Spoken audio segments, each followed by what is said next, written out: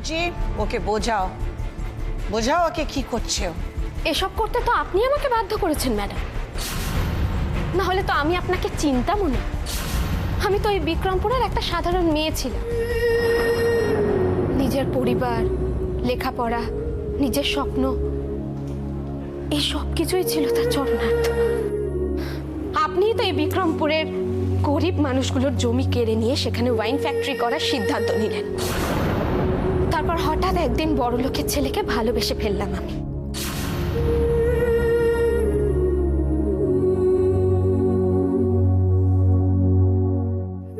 আর সেদিন থেকেই আমার জীবনটা একদম পাল্টে গেল।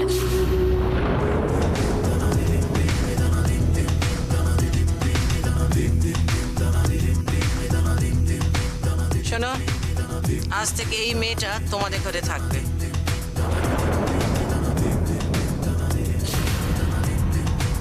যাকে ভালোবাসলাম সেও শেষ পর্যন্ত আমার।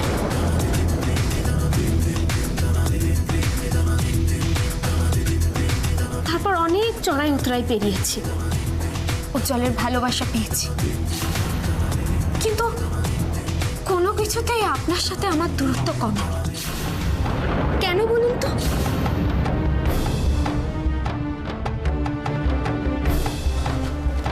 রাশি, রাশি, রাশি, তুমি শোনো, তুমি শোনো। রাশি শোনো, শোনো, আমি জানি যে তোমার সাথে যা যা হয়েছে সেগুলো অন্যায় হয়েছে, কিন্তু তার জন্য আমি তোমার কাছ থেকে ক্ষমা চাইছি। তো রাশি, এখন কেন এই কথাগুলো? আমরা তো বাড়ি গিয়ে কথাগুলো আলোচনা করতে পারি। না, পারিনি। উজ্জ্বল, তুমি এই কথা বলছো? তুমি তো সবটা জানো উজ্জ্বল। আমার মা, বাবা, মৃন্ময়, আমার গোটা পরিবারের সাথে যে অন্যায় হয়েছে সেটা তো সবার সামনে হয়েছে। আমি অন্তত এটা ভেবেছিলাম আর কেউ বুঝুক না বুঝুক, তুমি ওদের কষ্টটা বুঝবে। আর তুমি বাকিটা আমার সাথে যা হয়েছে সেটা নাইবা বললাম। আমি সব জানি রাশি, আমি সব বুঝতে পারছি। খালি খালি মমের শরীর খারাপের কথা ভেবে আমাকে তুমি প্লিজ একটু ক্ষমা করে দিও, প্লিজ রাশি। তাই বলছে আমাকে আর বাধা দিও না উজ্জ্বল। আর যা ঘটছে সেটা ঠিক আগের ঘটনার রিক্যাপ হচ্ছে, কিন্তু একটু অন্যভাবে। রাশি, রাশি, রাশি, তুমি এটা ঠিক করছো না, একটু বোঝার চেষ্টা করো, প্লিজ একটু বোঝার চেষ্টা করো। এখন আর শোনার বা বোঝার মতো কোনো অবস্থা নেই উজ্জ্বল। যতদিন না মিসেস অপলা রায় তার নিজের সমস্ত অন্যায় স্বীকার করে আমার গোটা পরিবারের কাছে ক্ষমা চাইছেন, ততদিন আমরা এখানেই থাকব। নিজের সমস্ত পাপের হিসেব দিয়ে সবার সামনে উনি যদি নিজে এই বাড়ির দরজা খুলে দেন, তাহলেই আমরা ওই বাড়িতে ঢুকব। আমার পরিবার, আমার গ্রামের মানুষের সাথে হওয়া অন্যায় উনি যতক্ষণ না স্বীকার করবেন, ততক্ষণ আমি এখানে অনশন করব।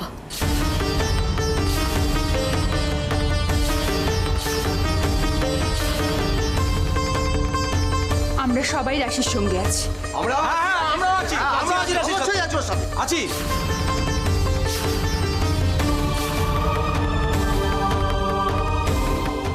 অন্ন জল কিচ্ছু ছোব না আমি। রাশি জিন্দাবাদ, রাশি জিন্দাবাদ, রাশি জিন্দাবাদ, রাশি জিন্দাবাদ, অপলাগান মুর্দাবাদ, অপলাগান মুর্দাবাদ, রাশি জিন্দাবাদ, রাশি জিন্দাবাদ, অপলাগান মুর্দাবাদ, অপলাগান মুর্দাবাদ।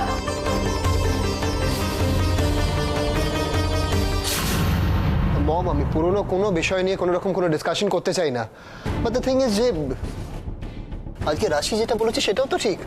ওদের বাড়িতে ওরা হোটেল করতে কেন দেবে? I don't understand this. ওরা বুঝতে পারছে না, ফেয়ার এনাফ। তুমি কেন একটা সিম্পল ব্যাপার বুঝতে পারছো না? শোনো, আজকে যারা রাশির পাশে দাঁড়িয়েছে হোটেল করতে দেবে না বলে, কালকে যখন হোটেল হবে আর গ্রামে 8-10টা বেকার ছেলে সেখানে চাকরি পাবে, তখন কিন্তু ওরা রাশিকে সাপোর্ট করবে না। তখন রাশি কোথায় যাবে, কি করবে? What will you do? আমি তো বারবার বলেছি, এত ভালো একটা আমি প্রপোজাল দিয়েছি যে আমি ওদের থাকবার একটা বাড়ি বানিয়ে দেবো। Why don't you understand this? মম, তুমি কিছুতেই বুঝবে না। ওদের কাছে ওদের কাছে মানি, প্রপার্টি, লাক্সারি এর থেকে অনেক ওপরে ওদের ফ্যামিলি ভ্যালুজ। ওই বাড়িটা ওদের কাছে মন্দির মম, ওই বাড়িটা ওদের কাছে মন্দির, সেটা তুমি কখনো বুঝবে না। ওরা কোনো কিছুর বিনিময়ে ওটা ছাড়বে না মম। কিন্তু এখন যা সিচুয়েশন, তাতে রাশি আর ওর ফ্যামিলি এই হোটেলের প্রজেক্টে কোনো মতেই মত দেবে না। I can assure you that. আমিও তোমাকে বলে দিই, আমি অশান্তি চাই না, হবে না, প্রজেক্ট হবে না, হোটেল হবে না, I give up. Your business after all, what can I do? এসব তুমি কি বলছো মম? আমি তোমার পাশে আছি। বিক্রমপুরের মুখার্জি বাড়িতে হোটেল হবেই। রিটা, রিটা, মাই সুইটহার্ট, তুমি এখানে? এটা সত্যি বলছি, তুমি আমার পাশে থাকলে না, I feel very strong and motivated. তুমি কি বলছিলে, তুমি সত্যি হোটেলটা করতে পারবে? পারবো মম, আমি যখন একবার এসে গেছি তখন তোমার কোনো টেনশন নেই।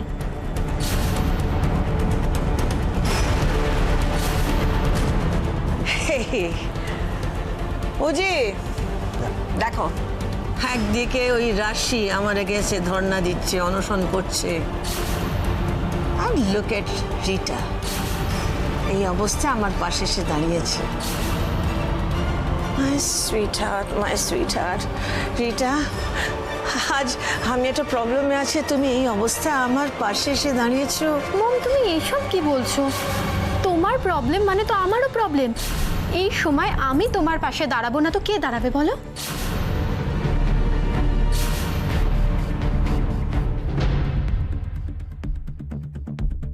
বুঝি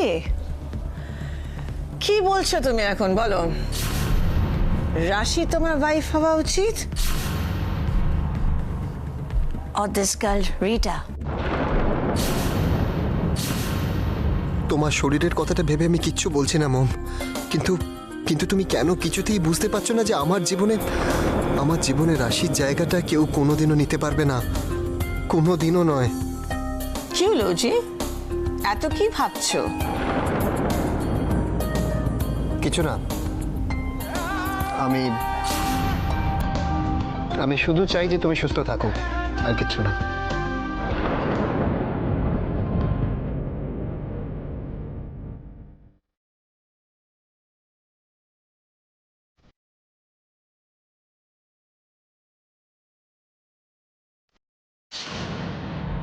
পলাশ,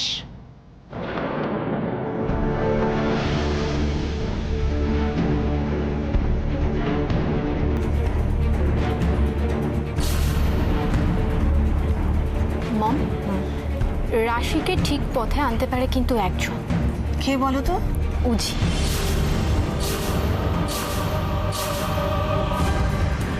Yes, but it's impossible. Possible mom.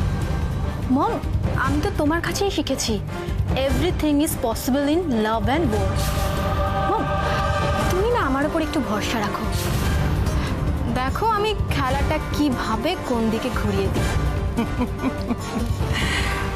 That's Opera Roy's daughter-in-law. Proud of you, baby. Proud of you.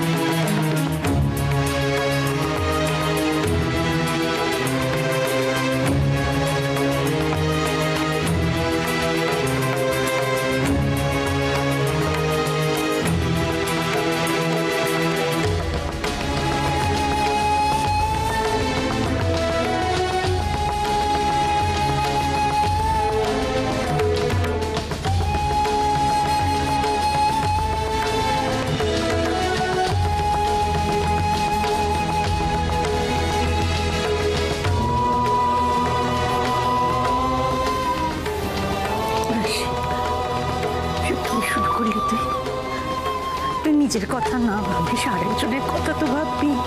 আমি তোমাকে কি বলেছিলাম? এই লড়াইটা এখন আর আমার একার লড়াই নয়।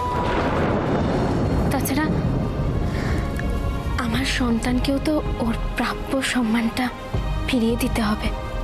বলো মা, আর তুমি শুধু আমার কথা ভাবছো? এতগুলো মানুষ যে না খেয়ে বসে আছে, ওদের ভবিষ্যতের কথা ভাববো না? বলো। তোর লক্ষ্যে তুই সফল হ মা, লক্ষ্যে সফল হ। তুমি শুধু আমায় আশীর্বাদ করো মা। সফল তো হবেই, এই হবে। এতগুলো মানুষের আশীর্বাদ আছে, শুভেচ্ছা আছে, ওকে তো সফল হতেই হবে। ঠিক বলেছিস ভাই, ঠিক বলেছিস, সফল তো হতেই হবে। আচ্ছা আচ্ছা শোন না, আমরা একটা গান ধরি না? তুই একটা গান ধর, একটা মনের জোর আছে, এরকম এরকম একটা গান। ওই যে ওই গানটা ধর না, ওই যে ওই উজ্জ্বল দিনটাকে স্বপ্ন রঙিন। বৌদি বসো বসো বস বাবা, বস বস, ধর জমিয়ে ধর।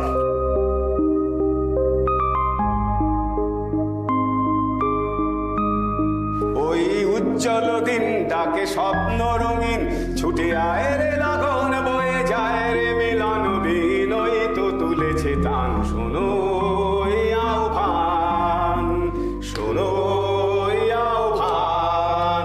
ওই উজ্জ্বল দিনটাকে স্বপ্ন রঙিন, ছুটে আয় রে লগন বয়ে যায় রে মিলন বিনয় তো তুলেছে তান। শোনো এই আহ্বান, শোনো এই আহ্বান। তারি সুরে সুরে বাজে গুরু গুরু, হোক গানে গানে পথ চলা শুরু। তারি সুরে সুরে বাজে গুরু গুরু, হোক গানে গানে পথ চলা শুরু। আজ অন্তরে অন্তরে প্রান্তরে প্রান্তরে কণ্ঠে জাগাবো এই গান।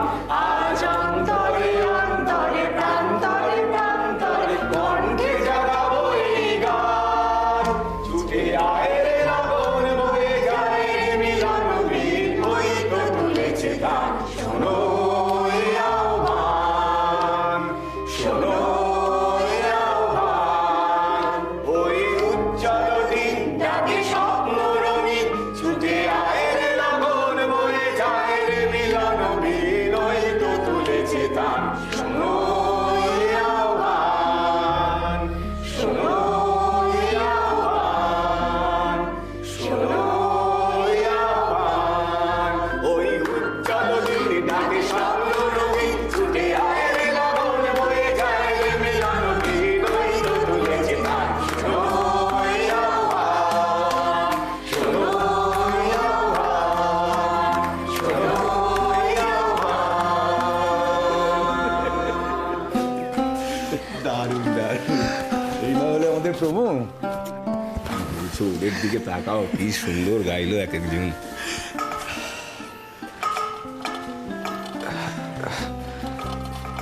বলছিলাম যে সারাদিন তো কারোরই মুখে কিছু তোলা হয়নি, তো সামান্য কিছু একটু যদি অন্তত একটু জল।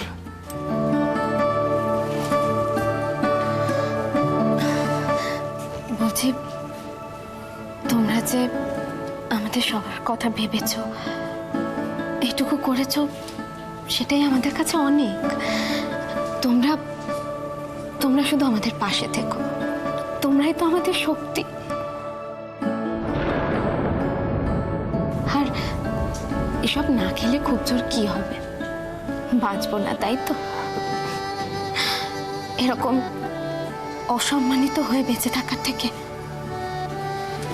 সম্মানের সাথে মৃত্যু অনেক ভালো, অনেক ভালো।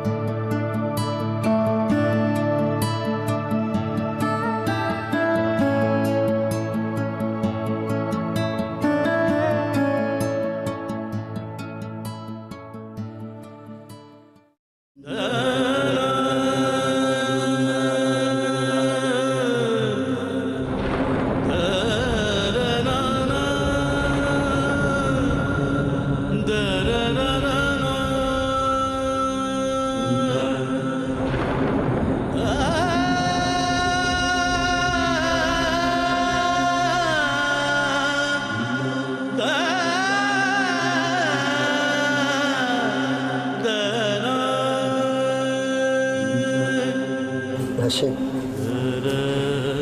রাশি এসব ছাড়ো না, এসবের তো কোনো দরকার নেই।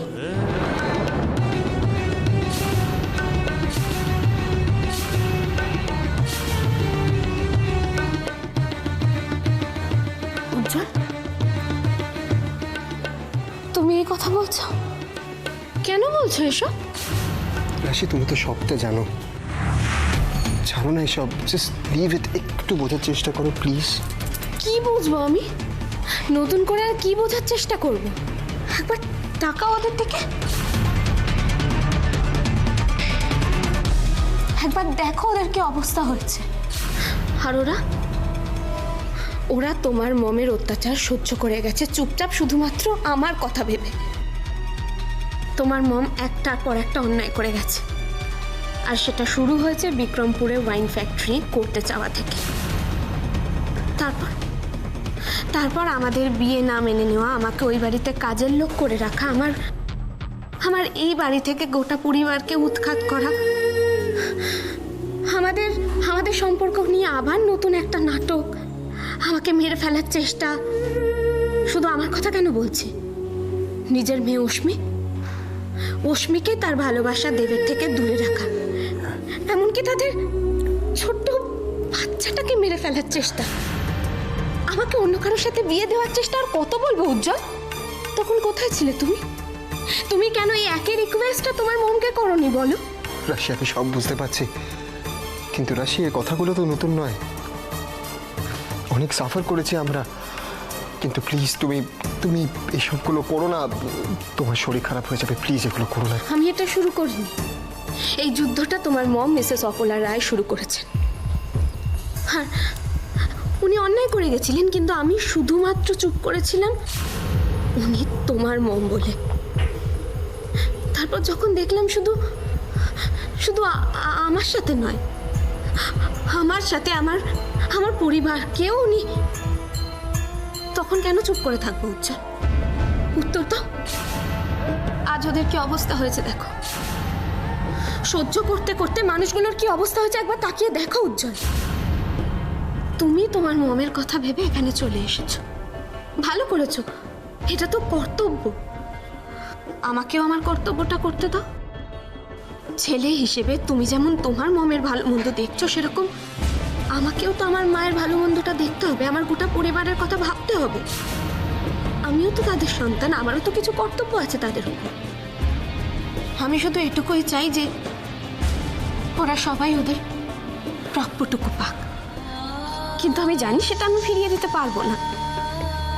আমাকে শুধু একটা কথার উত্তর দাও তো, নিজেদের এই বাড়ি থাকতে এতদিন ধরে ওই মানুষগুলো কেন বস্তির বাড়িতে পড়েছিল? পারবো আমি তাদের ওই দিনগুলো ফিরিয়ে দিতে? পারবো আমি মৃন্ময়কে মেজমার কোলে ফিরিয়ে দিতে? পারবো না হচ্ছে। এতগুলো না পাওয়ার মধ্যে ওদের সাথে হওয়া অন্যায়ের যদি প্রতিবাদ না করতে পারি, তাহলে আমার বেঁচে থেকে কি লাভ বলো তো? রাশি আমি জানি, আমি সবটাই জানি, আর আমি তোমাকে তাই জন্য পুরোপুরি সাপোর্টও করি, তো একবার জাস্ট মমের কথাটা ভাবো। আমি প্রমিস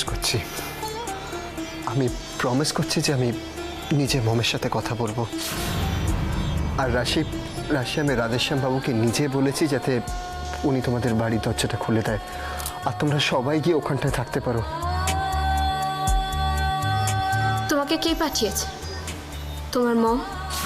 রাশি তুমি কি বলছো? একদম ঠিক কথা বলছি আমি। তোমার মম আমাদেরকে এই বাড়িতে ঢুকতে দিলে সেটা সারা জীবনের জন্য হবে না উজ্জ্বল। একবার এই ইলেকশনটা মিটে গেলে উনি আবার আমার পুরো পরিবারকে ভিটে ছাড়া করবেন, আর রাশি বেঁচে থাকতে সেটা কখনো হবে না। যতক্ষণ পর্যন্ত আমি আমার সব হিসেব মেটাতে পারছি, ততক্ষণ আমার আর তোমার পথ এক হতে পারে না উজ্জ্বল।